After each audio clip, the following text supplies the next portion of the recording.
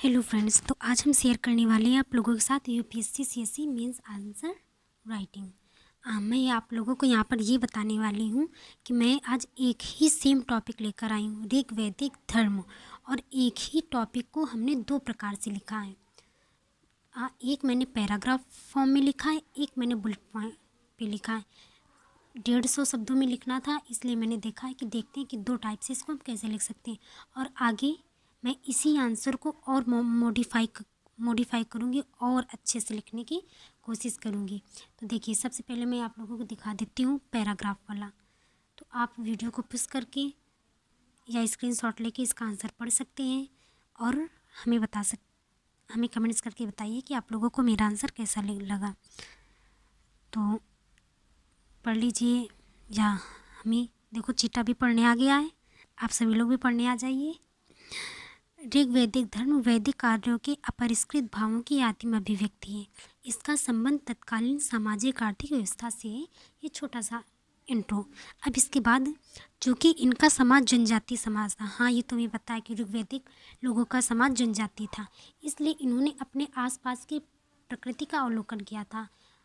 प्रकृति की जिन गुत्थियों को या जिन रहस्य को वो नहीं सुलझा सके, उसका उन्होंने दैवीकरण कर दिया। जैसे उन्होंने सूर्य देवता, पृथ्वी और अग्नि देवता, चंद्रमा, मतलब इनको सब इन लोगों ने देवता का रूप दे दिया। तो अब इस पैराग्राफ में मतलब यहीं से चेंज होता है और यहाँ से शुरू हो जाती है विशेषताएं। तो यहाँ पर मैंने कोई हेडिंग नहीं डाली है, बस पैराग्राफ चेंज हो गया। तो यहाँ से पता नहीं चलता ना कि विशेषता है कि नहीं। अगर हाईलाइट कर दे तो भले एग्जामिनर जान जाए। और उस आंसर पे हमने हाईलाइट कर दिया है कि ये हमने विशेषताएं बताई हैं। तो चलिए पहले आंसर देख लेते हैं। प्रकृति का दैवीकरण ऋग्वैदिक धर्म की पहली महत्वपूर्ण विशेषता थी। हाँ, ये तुमने पढ़ लिया। दूसरी, ऋग्वैदिक धर्म में पुरुष भाव की प्रधानता थी। हाँ, जो हड़प्पा सभ्यता में मात्र की भावना ज़्यादा थी और ऋग्वैदिक में पुरुष भाव की प्रधानता ज़्यादा थी, क्योंकि ज़्यादातर सूर्य देवता, पृथ्वी, अग्नि देवता, चंद्रमा देवता, वायु देव, मतलब यही देवता, इंद्र देवता, वरुण देवता, देवियों का बहुत कम जिक्र हुआ है। अब ऋग्वैदिक धर्म बहुदेववादी स्वरूप पर आधारित था। इनके बहुत सारे देवता होते थे। विष्णु, रुद्र, आर्यमन, अश्विन, मित्र इनके प्रमुख देवता थे। अब आगे देखते हैं। ऋग्वैदिक धर्म की दृष्टि मानवीय तथा अलौकिक थी। उपासना के प्रति भी इनका दृष्टिकोण व्यवहारिक था। इनकी उपासना की दो विधियाँ थी, एक थी प्रार्थना, एक था यज्ञ। प्रार्थना दो टाइप से होती थी। एक होती थी व्यक्तिगत, मतलब केवल अकेले घर पे जैसे हम लोग पूजा कर लेते हैं या नमाज वमाज पढ़ लेते हैं, जो भी आप जिस धर्म के भी हैं वैसा।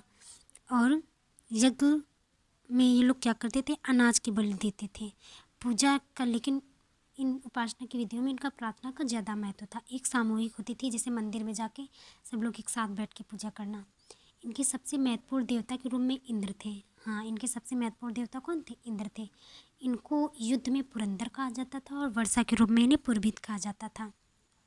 दूसरे महत्वपूर्ण देवता वरुण थे। वरुण की परिकल्पना ऋग्वैदिक कार्यों के उच्चतम सोच को दर्शाती है। ये इन्हें प्राकृतिक नियमों का रक्षक मानते थे। अब ये मैंने इतना सब कुछ बता दिया, इसके बाद मैं कंक्लूजन लिख दी।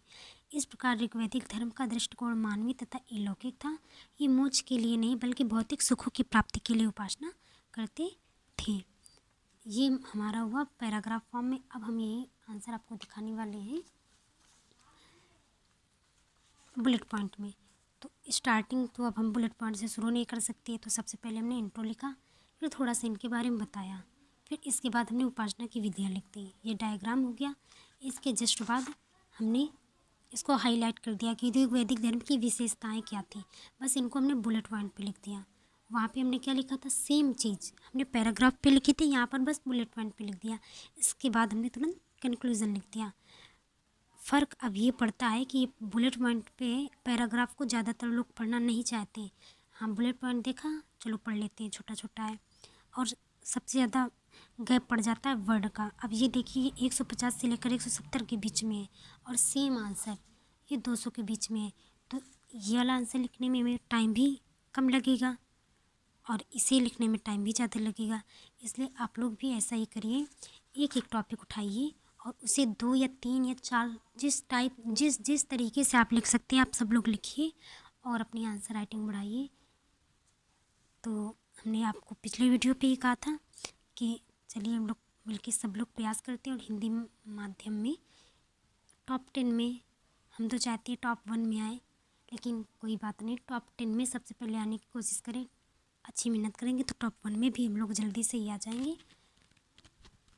ऑल दी बेस्ट, सब लोग मन लगा के पढ़िए। और हमारा वीडियो आप लोग को कैसा लगा, अगर ज़रा भी मेरा वीडियो अच्छा लगा हो, आप लोगों के लिए हेल्पफुल हो, तो वीडियो को लाइक करिए, चैनल को सब्सक्राइब कर ली और अपने दोस्तों के साथ शेयर करें। Thank you for watching.